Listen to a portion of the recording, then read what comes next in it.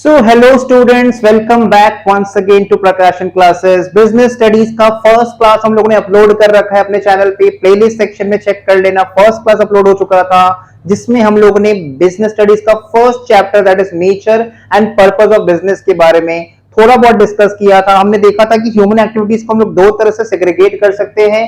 एक होता है इकोनॉमिक एक्टिविटी एंड दूसरा होता है नॉन इकोनॉमिक एक्टिविटीज। तो ये जो दो तरह के ये जो दो तरह की ह्यूमन एक्टिविटीज होते हैं, एक होता है इकोनॉमिक एक्टिविटी, एक होता है नॉन इकोनॉमिक एक्टिविटी। तो हम लोग इसको थोड़ा सा लिख के रिवीजन कर लेते हैं। ह्यूमन एक्टिविटीज दो तरह के होते हैं। Human activities are of two types, one is economic and the other is non economic. Economic activities वो एक्टिविटीज हैं जो एक इंडिविजुअल परफॉर्म करता है with the object of earning some income, with the object of earning some livelihood, उसको कहते हैं economic activity. जैसे डॉक्टर अपने पेशेंट्स का ट्रीटमेंट करता है, बदले में फीस चार्ज कर रहा है, इकोनॉमिक एक्टिविटी है। टीचर स्टूडेंट्स को पढ़ा रहे हैं, बदले में वो फीस चार्ज कर रहे हैं, इकोनॉमिक एक्टिविटी है। एक शॉपकीपर अपने दुकान में, अपने शॉप में गुड्स सेल कर रहे हैं अपने कस्टमर्स को, इकोनॉमिक एक्टिविटी है। ठीक है, so these are the examples of economic activity. Bank में जाते हैं, वहां पे बैंकर जो है, जो स्टाफ है वहां का, जो क्लर्क है, वो वहां पे कुछ सर्विसेज परफॉर्म कर रहा है, कुछ फंक्शंस परफॉर्म कर रहा है अपने एम्प्लॉयर के लिए, वो एक इकोनॉमिक एक्टिविटी है। तो ऐसा कोई भी एक्टिविटी जो हम परफॉर्म कर रहे हैं with the object of earning some income, with the object of earning some livelihood, उसको हम लोग कहते हैं economic activity. And non economic activity क्या होता है? ऐसा एक्टिविटी जो हम परफॉर्म कर रहे हैं just to satisfy our psychological needs और सोशल नीड्स। जैसे मम्मी घर पे खाना बनाती है, सबको टाइम पे खाना देती है, तो ये एक नॉन इकोनॉमिक एक्टिविटी है। Mother is cooking food for you, this is a non economic activity. She is not cooking food for with the object of earning some income, rather she is providing services in the form of love and care. Just because love and affection है, just because patriotism है, मतलब देश के लिए हम लोग को कुछ करने में अच्छा लग रहा है, देशभक्ति है, या फिर हमने बेगर को कुछ भीख में कुछ सामान दे दिया, कुछ खाने पीने को दे दिया, ये सब कैसा एक्टिविटी है? नॉन इकोनॉमिक एक्टिविटी है। तो वो एक्टिविटी जो हम लोग को करने में अच्छा लग रहा है, ऐसा एक्टिविटी जो हम लोग को परफॉर्म करने में अच्छा लग रहा है, जैसे क्रिकेट खेलना किसी का हॉबी हो सकता है, तो क्रिकेट खेलना उसके लिए कैसा एक्टिविटी हो जाएगा? Non economic activity. क्लियर? सो एक्टिविटीज को दो तरह से सेग्रीगेट किया गया है। एक ऐसा एक्टिविटी जिसको हम लोग परफॉर्म करके इनकम अर्न कर सकते हैं, वो इकोनॉमिक एक्टिविटी होता है। एक ऐसा एक्टिविटी जो हम इसलिए परफॉर्म करते हैं सो दैट हम अपना सोशल नीड, सोसाइटी के नीड्स को फुलफिल कर सके, अपने साइकोलॉजिकल नीड्स को फुलफिल कर सके, वो नॉन इकोनॉमिक एक्टिविटी होता है। अब शुरू करते हैं हम लोग अपना आज का डिस्कशन। हम लोग कॉपी के बीच में हेडिंग दे देंगे इकोनॉमिक एक्टिविटी, और ये समझेंगे कि इकोनॉमिक एक्टिविटी को तीन तरह से परफॉर्म किया जा सकता है। मतलब इकोनॉमिक एक्टिविटी तीन तरीके का हो सकता है। एक तो वो बिजनेस हो सकता है, दूसरा प्रोफेशन हो सकता है, और तीसरा हो सकता है एम्प्लॉयमेंट।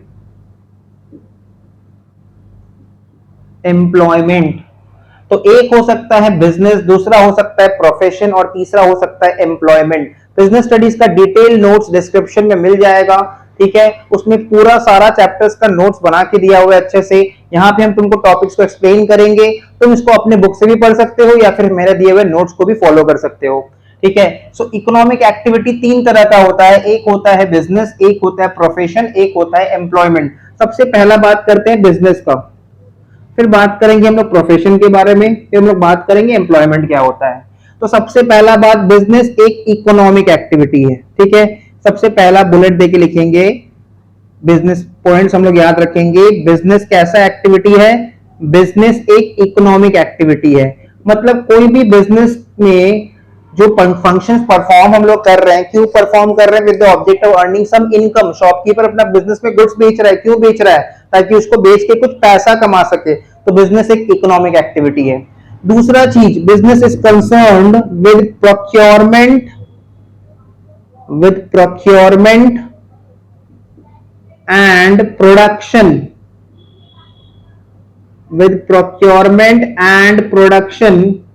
या और प्रोडक्शन लिखो, प्रोक्योरमेंट और production of goods and services. Business में या तो हम लोग गुड्स को बनाते हैं फिर आगे बेचते हैं, या तो गुड्स को खरीद के बेचते हैं। ठीक है, बिजनेस में या तो बेसिकली हम लोग गुड्स को बना के बेचते हैं या तो गुड्स को खरीद के बेचते हैं। अगर कोई मैन्युफैक्चरर है तो वो क्या करेगा, प्रोडक्शन ऑफ गुड्स करेगा। ठीक है, अगर कोई सर्विस देता है तो वो सर्विसेज रेंडर करेगा। अगर कोई प्रोक्योर करता है गुड्स, मतलब बाजार से गुड्स खरीदता है और आगे बेच देता है, 10 रुपये में खरीदता है 12 रुपये में बेच देता है, तो प्रोक्योरमेंट ऑफ गुड्स। तो बिजनेस किस तरह का हो सकता है, अगर कोई मैन्युफैक्चरर होगा तो गुड्स बना के आगे बेचता होगा, कोई अगर ट्रेडर होगा तो वो क्या करता होगा, बना बनाया सामान मार्केट से खरीद के आगे बेच देता होगा। तो बिजनेस में प्रोक्योरमेंट ऑफ गुड्स होता है और प्रोडक्शन ऑफ गुड्स होता है, एंड कुछ सर्विसेज हम लोग रेंडर करते हैं। ठीक है, नेक्स्ट पॉइंट क्या है, sale and exchange of goods. Business में या तो हम लोग गुड्स को सेल करते हैं या तो गुड्स को एक्सचेंज करते हैं। सेल मतलब हमारे दुकान में कोई आया, उसने फर्नीचर खरीदा, हमको पैसा दिया, उसने फर्नीचर खरीद लिया, तो वो सेल हुआ हमारे लिए। ठीक है, और किसी ने हमको फर्नीचर, नया फर्नीचर देके, ठीक है, या पुराना फर्नीचर देके नया फर्नीचर हमसे ले लिया, that is exchange of goods. तो बिजनेस में क्या हो सकता है, sale and exchange of goods for a value. Now next point ये आता है कि बिजनेस करते ही क्यों है, तो बिजनेस करते हैं with the object of earning profit. तो बिजनेस में जो नेक्स्ट चीज है वो हमको याद रखना है कि प्रॉफिट अर्निंग। ठीक है, बिजनेस का ऑब्जेक्टिव क्या है, प्रॉफिट अर्न करना। बिजनेस का मेन ऑब्जेक्टिव है टू अर्न प्रॉफिट। क्लियर। अच्छा, कोई सिंगल ट्रांजैक्शन को हम लोग बिजनेस नहीं बोल सकते हैं, इसलिए हम लोग नेक्स्ट पॉइंट लिखेंगे, dealing in goods and services on a regular basis, on a regular basis. तो कोई सिंगल एक्ट को, कोई सिंगल ट्रांजैक्शन को हम लोग बिजनेस नहीं बोल सकते। अगर किसी ने एक दिन के लिए, मान लो एक दिन के लिए अगर किसी ने कोई काम किया और वो काम करने के बदले उसको कुछ पैसा मिल रहा है, तो वो बिजनेस नहीं है। ठीक है, अगर किसी ने एक बार कोई सामान बेचा, मान लो हमने एक बार अपना फर्नीचर बेचा और उसके बदले हमको पैसा मिल रहा है, तो वो बिजनेस नहीं कहलाएगा, बिकॉज बिजनेस वो होता है जो रेकरिंग इन नेचर होता है। ठीक है, when we deal in goods and services on regular basis, such activities are termed as business। तो बिजनेस क्या होता है, इकोनॉमिक एक्टिविटी है जहां पे हम लोग प्रोक्योरमेंट ऑफ गुड्स करेंगे, या तो गुड्स का प्रोडक्शन करेंगे अगर हम लोग मैन्युफैक्चरर है, फिर हम लोग गुड्स को प्रोडक्शन करके करेंगे क्या, उसको अल्टीमेटली सेल करेंगे फाइनल कंज्यूमर तक। ठीक है, और उसके बदले कुछ वैल्यू अर्न करेंगे। Profit earning is one of the main objective of business. और बिजनेस जो होता है वो रेकरिंग इन नेचर होता है। बिजनेस में हम लोग जो भी एक्टिविटी परफॉर्म करते हैं वो डेली बेसिस पे परफॉर्म करते हैं। मतलब बिजनेस में जो ट्रांजैक्शंस होते हैं ना, सामान खरीदना, सामान बेचना, ये बिजनेस को अपना जो गुड्स में वो डील करता है वो रेकरिंग इन नेचर होना चाहिए। ठीक है, dealing in goods and services on a regular basis, मतलब फुचका वाला रोज फुचका बेच रहा है, तो फुचका जो वाला जो रोज फुचका बेच रहा है तो वो उसका बिजनेस है, बिकॉज उसका रोज का काम है, dealing in goods and services on a regular basis. अच्छा, बिजनेस में ना बहुत ज्यादा नहीं ना अनसर्टेनिटी होता है। ठीक है, अनसर्टेनिटी का मतलब क्या होता है कि क्या आएगा, कितना पैसा आएगा, कितना रुपया हम लोग कमाएंगे, इसका कोई फिक्स नहीं है। तो अनसर्टेनिटी ऑफ रिटर्न, कुछ बोल नहीं सकते कि पूरा साल में कितना रुपया कमा लेंगे। ठीक है, तो बिजनेस बहुत ज्यादा ही अनसर्टेन होता है। वी नेवर नो कि बिजनेस में कब क्या हो जाए, क्योंकि फ्यूचर अनसर्टेन है। हो सकता है कि जो भी गुड्स हमने खरीदा है बेचने के लिए, हो सकता है बिके ही नहीं, हो सकता है कि सारा ही गुड्स बिक जाए, कुछ भी ना बचे। तो कुछ भी हो सकता है, बिजनेस में बहुत ज्यादा प्रॉफिट भी हो सकता है, बहुत ज्यादा लॉस भी हो सकता है।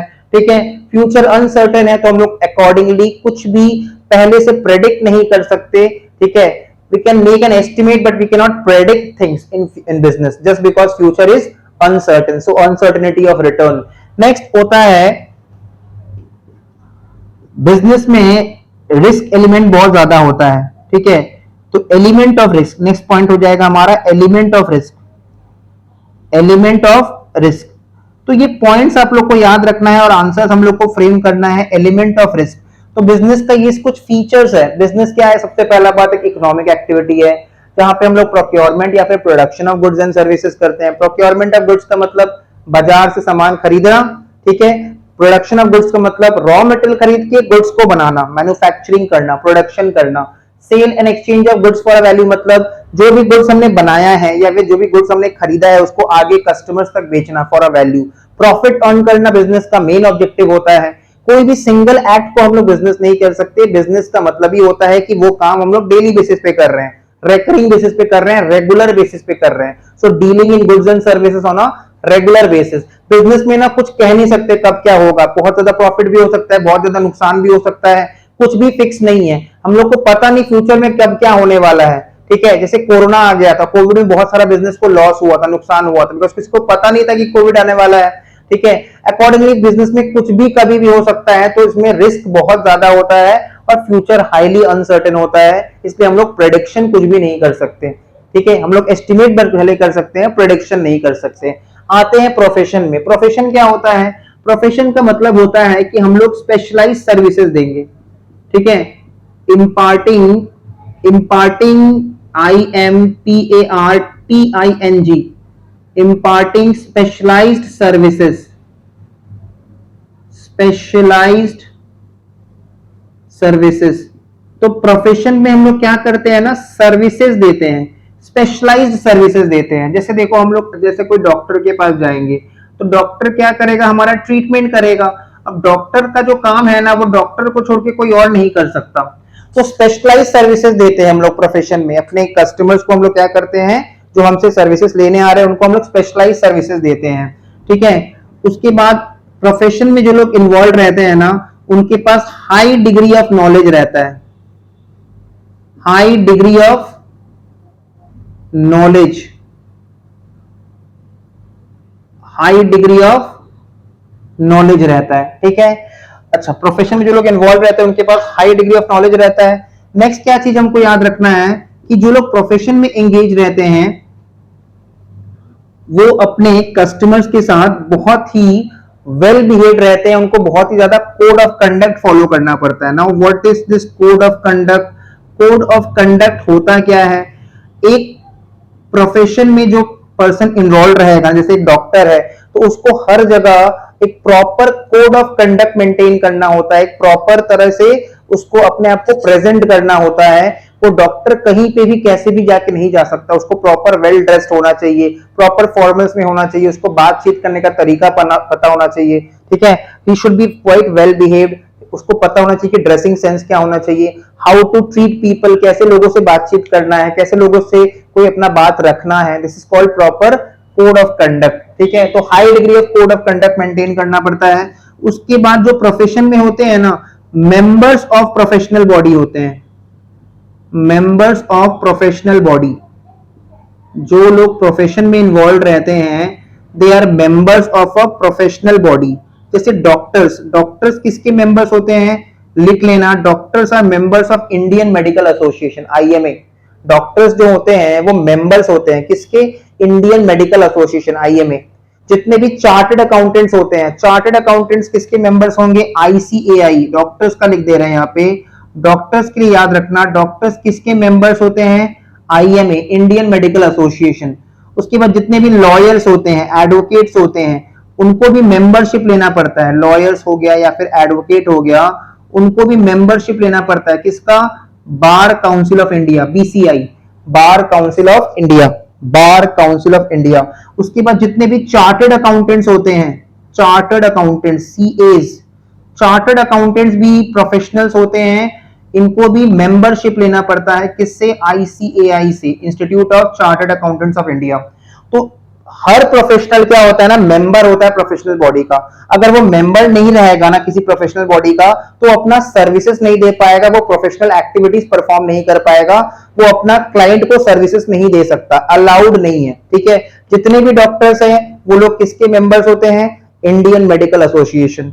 जितने भी लॉयर्स है, एडवोकेट है, वो लोग किसके मेंबर्स होते हैं? Bar council of India. वैसे सिमिलरली जितने भी चार्टर्ड अकाउंटेंट्स है वो किसके मेंबर्स होते हैं? ICAI।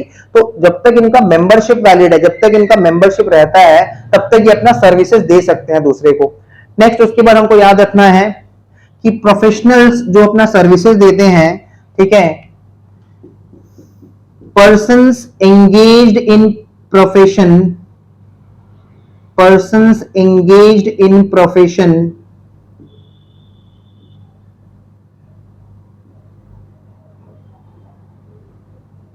Are called professionals.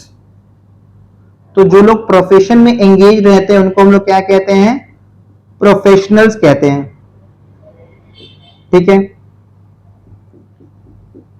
And professionals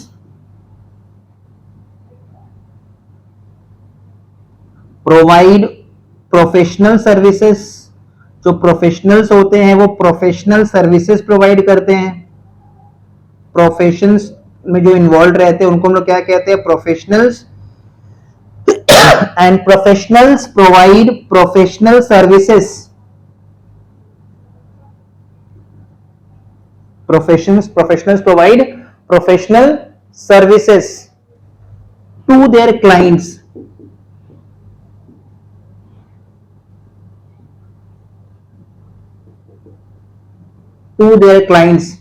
And charge fees for the same.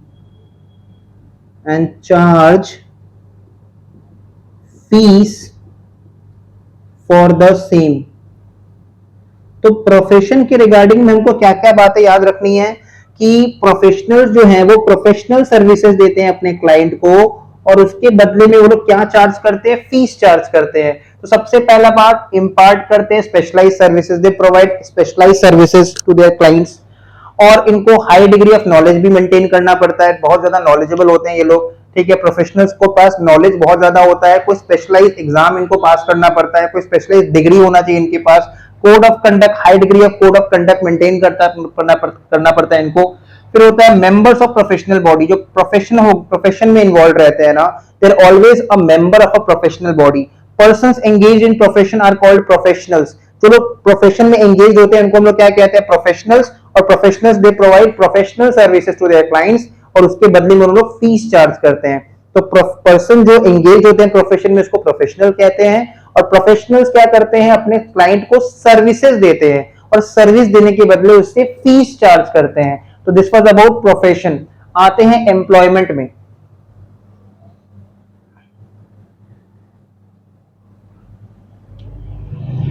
Employment भी एक इकोनॉमिक एक्टिविटी है।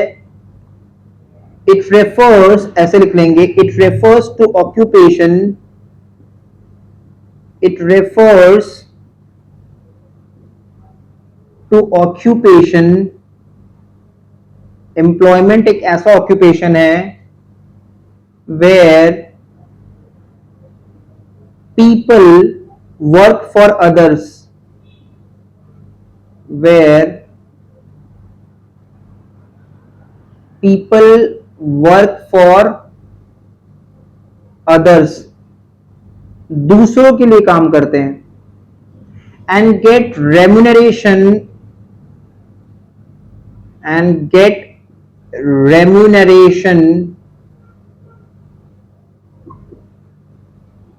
इन रिटर्न। बदले में उनको क्या मिलता है? थोड़ा बहुत रेम्यूनरेशन मिलता है। रेम्यूनरेशन का मतलब हो गया सैलरी एंड वेजेस। ठीक है, तो एम्प्लॉयमेंट एक ऐसा इकोनॉमिक एक्टिविटी होता है जहां पे लोग इन्वॉल्व हैं, कोई सर्विस दे रहे हैं, ठीक है, पर वहां पे वो लोग खुद के लिए काम नहीं करते हैं। They work for others and get remuneration in return. ठीक है, तो रेम्यूनरेशन के फॉर्म में इनको क्या मिलता है? बेसिकली सैलरीज एंड वेजेस मिलता है। ठीक है, अच्छा, एम्प्लॉयमेंट में जाने के लिए ना बहुत ज्यादा कैपिटल का दरकार नहीं है, तो no capital required. Capital is not required for employment. Capital is not required for employment. Capital is not required for employment. तो एम्प्लॉयमेंट के लिए कैपिटल का रिक्वायरमेंट नहीं होता है। जैसे देखो, बिजनेस करने के तो कैपिटल बहुत चाहिए, प्रोफेशन में भी थोड़ा बहुत कैपिटल चाहिए होगा कि एक जगह हम लोग ऑफिस लेंगे, वहां पे 2-3 फर्नीचर लगाएंगे ताकि क्लाइंट लोग आए तो उनसे हम बातचीत कर सके, उनको बिठा सके। बट एम्प्लॉयमेंट करने के लिए, एम्प्लॉयमेंट में जाने के लिए कोई कैपिटल का रिक्वायरमेंट नहीं होता है। कुछ एग्जाम्पल्स इसके हम लोग लिख लेंगे। एक और पॉइंट लिख लो, दोज हु आर एम्प्लॉयड, जो लोग एम्प्लॉयमेंट में होते हैं, बाय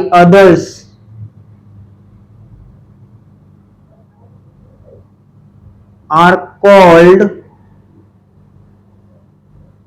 एम्प्लॉइज, उनको हम लोग क्या कहते हैं, एम्प्लॉइज कहते हैं। And the person who appoints them, and the person who appoints them, जो उनको अपॉइंट करते हैं। Those who are employed by others are called employees and the person who appoints them are called employers, are called employers। ठीक है, तो ये एक और चीज हमने सीखा कि those who are employed by others are called employees and the persons who appoint them are called employers। इसके अलावा कुछ एग्जांपल्स लिख लेते हैं, जैसे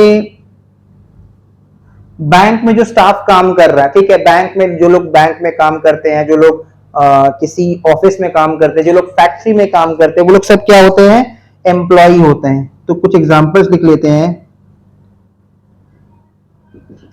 एग्जांपल्स हम लोग इस तरह से लिखेंगे, ठीक है, कुछ एग्जांपल हम लोग इस तरह से लिखेंगे, जैसे पीपल वर्किंग इन बैंक। तो इसके एग्जांपल्स क्या ले सकते हैं, people who are working in bank, people who are working in bank, जो लोग बैंक में काम कर रहे हैं एज एन एम्प्लॉय, ठीक है, सब लोग बैंक में काम कर रहे हैं एज एन एम्प्लॉय, ठीक है, working in bank, comma factory, comma offices etcetera.